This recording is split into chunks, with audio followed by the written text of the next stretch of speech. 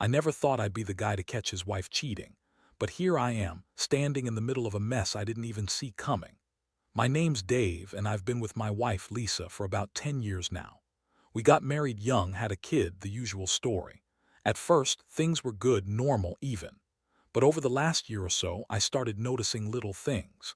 She'd be on her phone more than usual, hiding her screen when I walked by, brushing off my questions about where she was during the day. I chalked it up to stress, to work, to her just needing some space. But then I caught her lying about little stuff, saying she was at the grocery when I saw her sneaking out late at night, or claiming she was at a spa appointment when I saw her texting someone at odd hours. I didn't want to believe she was cheating, but the signals were there.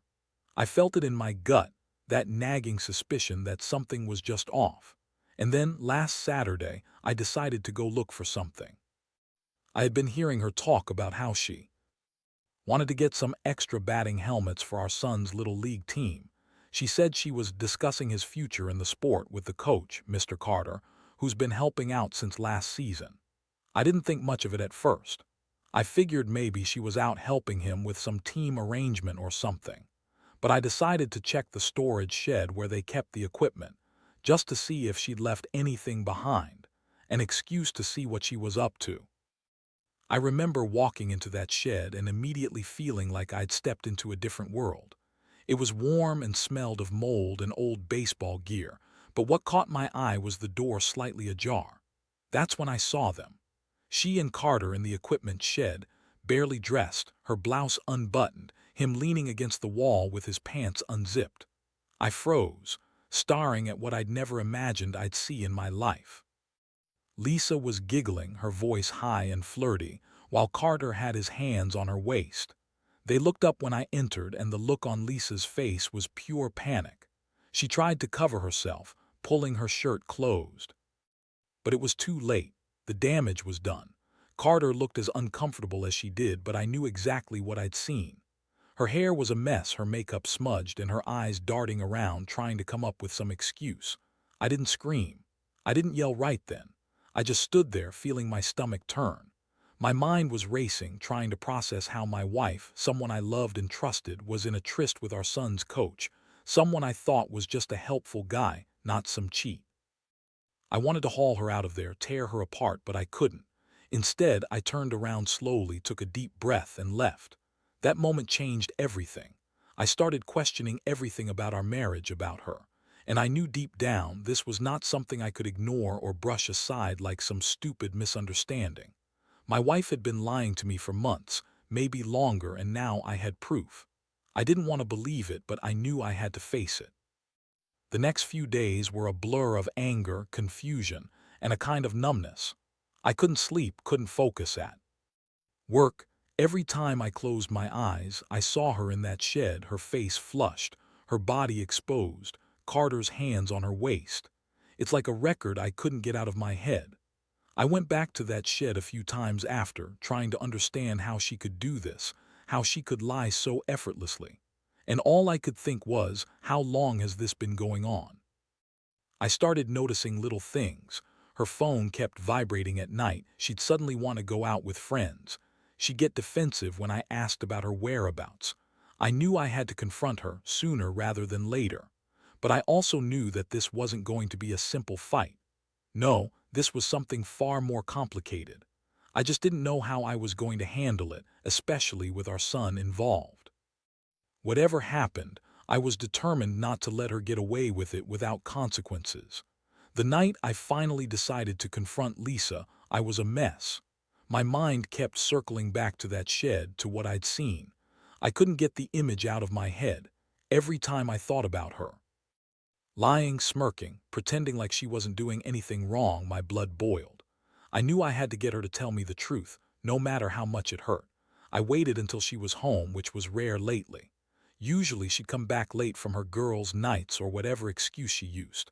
That night I sat on the couch trying to seem calm, but inside I was anything but.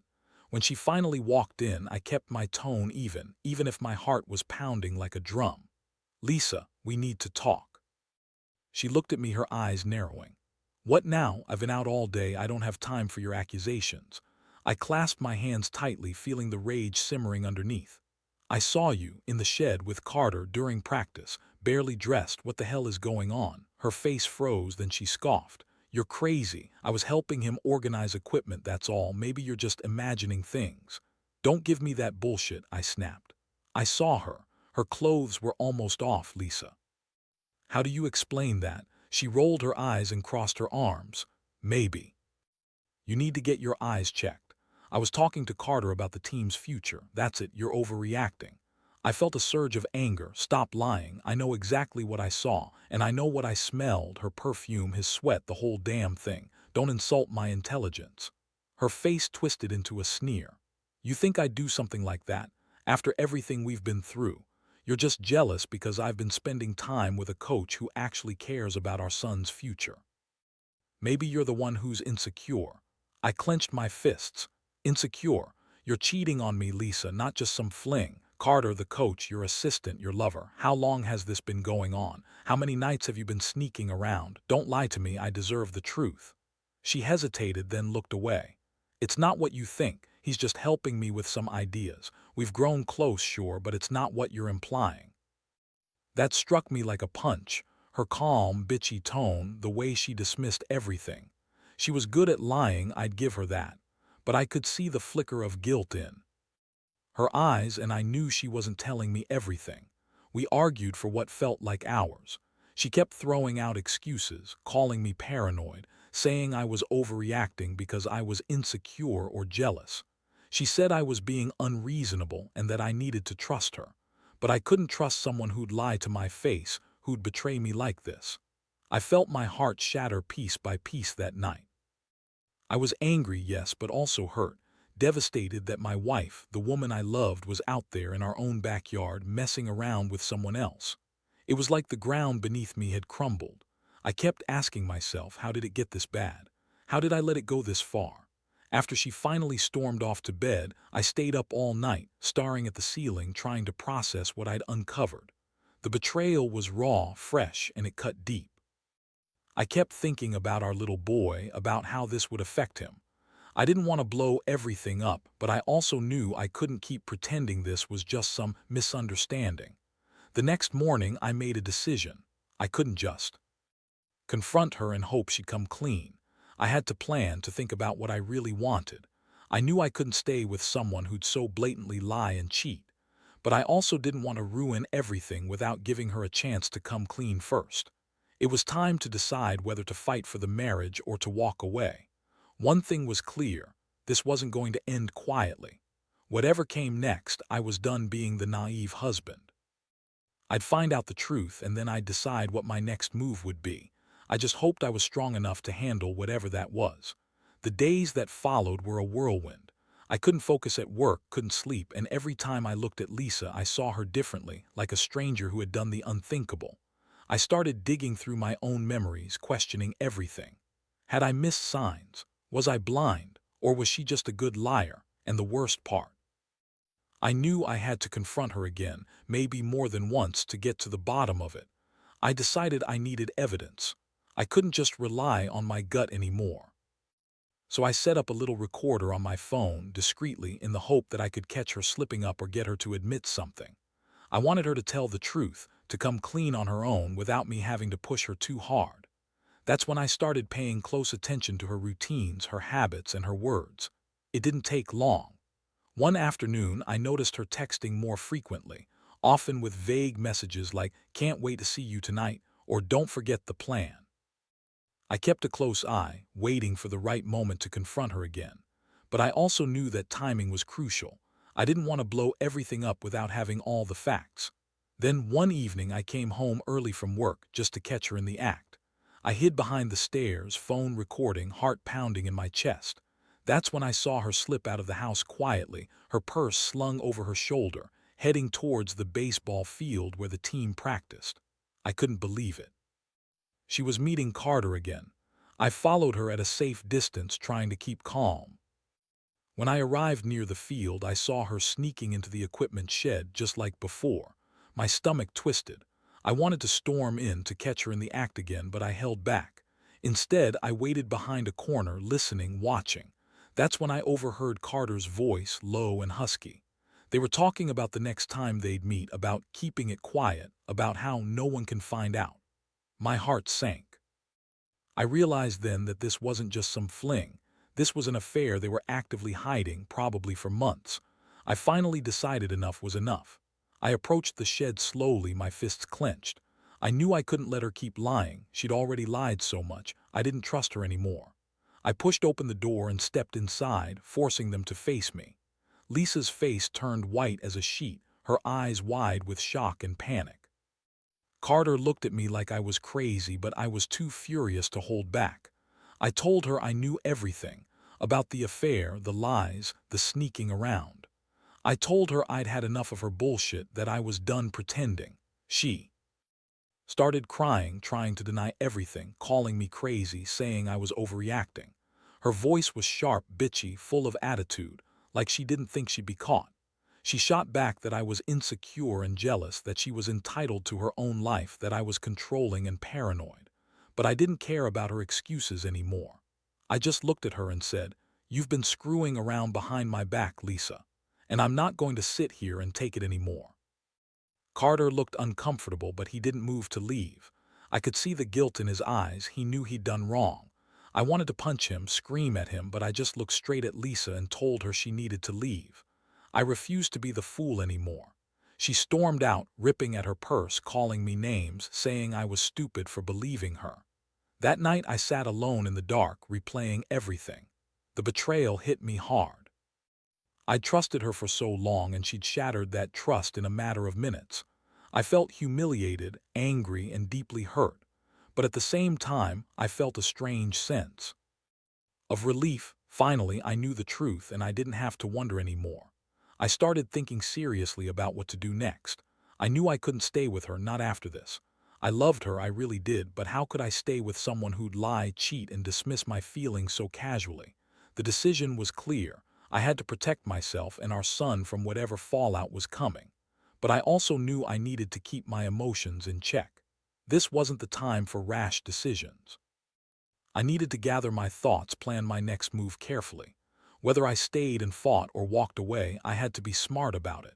Because once I made that choice, there was no going back. And deep down, I knew I'd never see her the same way again.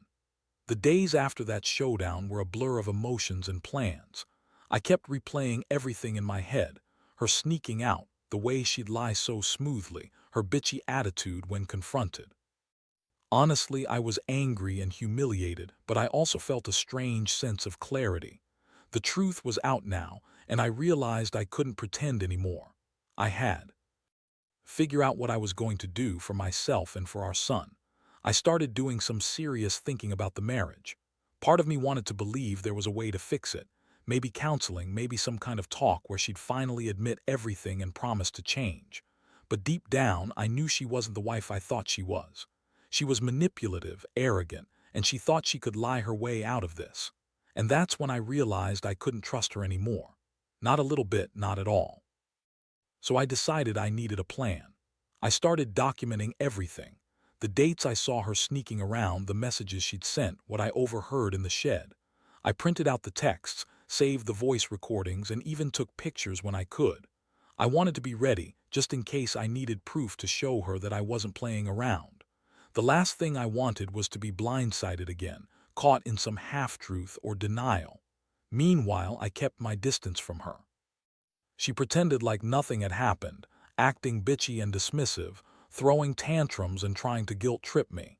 She'd say I was overreacting, accuse me of being insecure, or say I was jealous of Carter. That only made me angrier. How could she be so callous? How could she treat our relationship like some game? One thing I did was start talking to a lawyer. Not because I was planning to divorce her right away, but I wanted to know my rights, what my options were. I also reached out to a close friend who's been through something similar. He told me to keep my emotions in check and to document everything for legal reasons. It was good advice. I also decided I had to tell our son, Mark, a little at a time. He's only 7, but I didn't want him growing up thinking this was normal. I told him I was upset with Mommy and that grown-up stuff sometimes gets complicated. I promised him I'd always be there for him, no matter what. I didn't want him to be caught up in the mess, but I also knew I had to be honest with him in a way he could understand. Through all this, I kept feeling the sting of betrayal. I kept thinking about the future. Would we ever be able to fix this, or was I going to lose everything? I was angry at myself for not catching her sooner, for being so blind for so long. And I was angry at her for doing this, for throwing away everything we built. But I also knew I had to be strong. I couldn't let her see me cracked, not yet. For now, I focused on gathering evidence, staying calm, and planning my next move. I was still trying to hold on to some hope that maybe she'd come clean on her own, that she'd realize how much she'd messed up. But I wasn't counting on it. Every day, I felt like I was walking on a tightrope. One wrong move and everything could explode. I didn't want to do anything impulsive. I wanted to make sure I had the upper hand, emotionally, legally, and practically. I knew I had to be ready to make some tough decisions. I just hoped I wouldn't have to do everything alone. Part of me kept thinking about how I got here, how I let things slide, how I ignored the signs. And now, all I knew for sure was that I wasn't going to let her ruin me or our family without a fight. I was going to stand my ground, and whatever came next, I was prepared for it. I just didn't know yet how exactly I was going to get through it all. After a week of keeping my distance and gathering evidence, I finally felt ready to have another serious talk with Lisa. I knew she'd try to spin her lies, to make herself look innocent or above it all. But I also knew I had enough proof to confront her properly. I didn't want to just accuse her blindly. I wanted her to face the reality of what she'd done. That evening, I sat her down in the living room.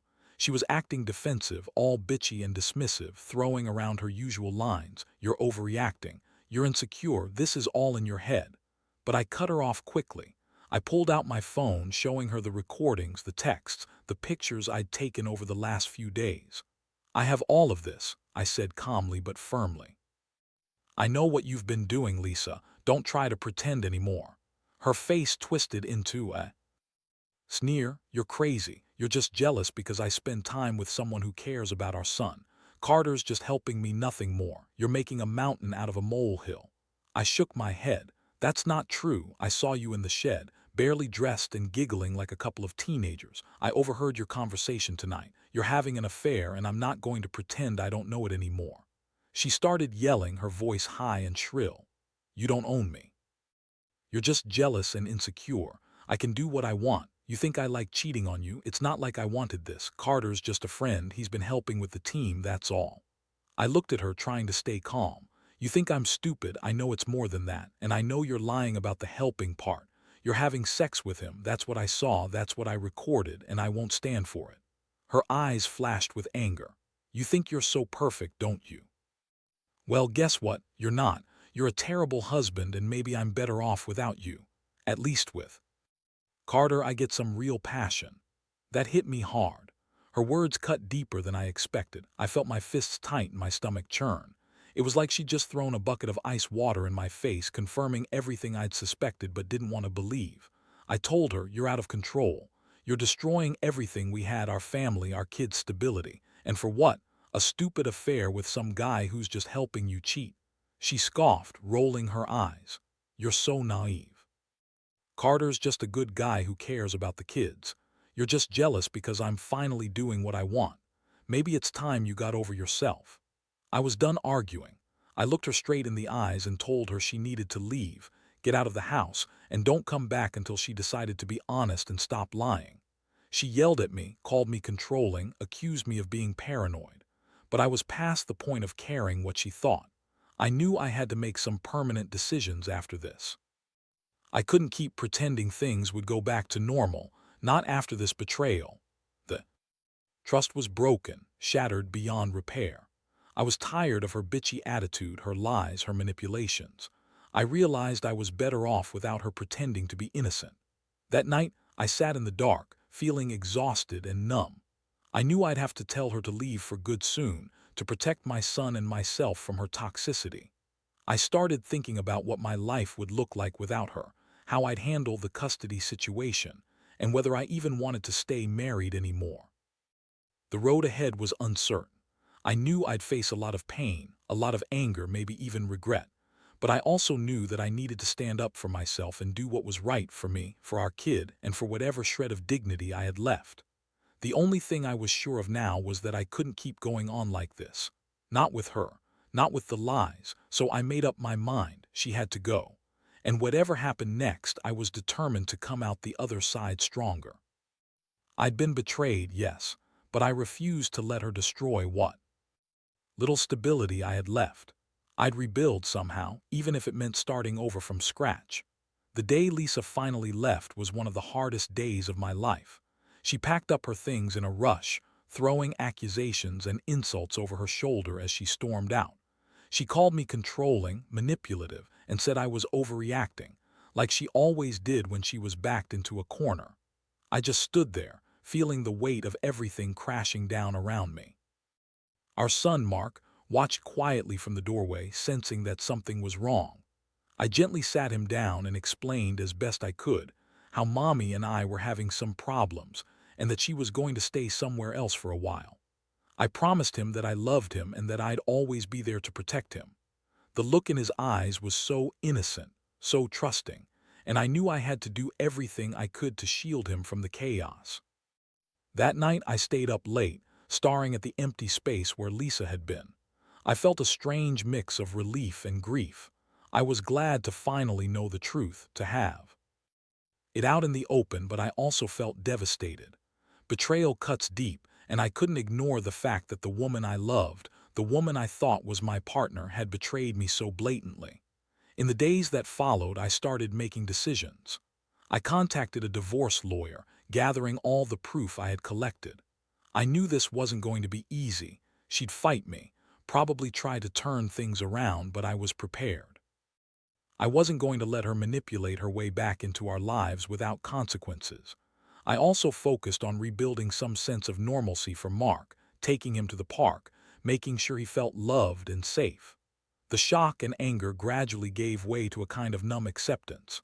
I realized that sometimes people just aren't who they seem to be. Lisa had been dishonest and selfish, and I couldn't change that. All I could do was focus on moving forward, on healing myself and giving Mark the stability he needed. It wasn't about revenge anymore. It was about surviving and making sure my son knew he was loved, no matter what. Looking back, I've learned a lot. Trust is fragile, and betrayal can come from the person you least expect. I've also learned that sometimes the best thing you can do for yourself is to cut ties, to walk away from someone who doesn't deserve your loyalty or love anymore. It's not easy and it hurts like hell, but it's necessary. Now I'm slowly rebuilding my life, going back to work, focusing on my son, and trying to find happiness again.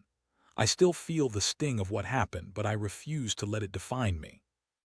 I hope sharing this story might help someone else who's going through something similar, because the truth is, no matter how much it hurts, you can get through it.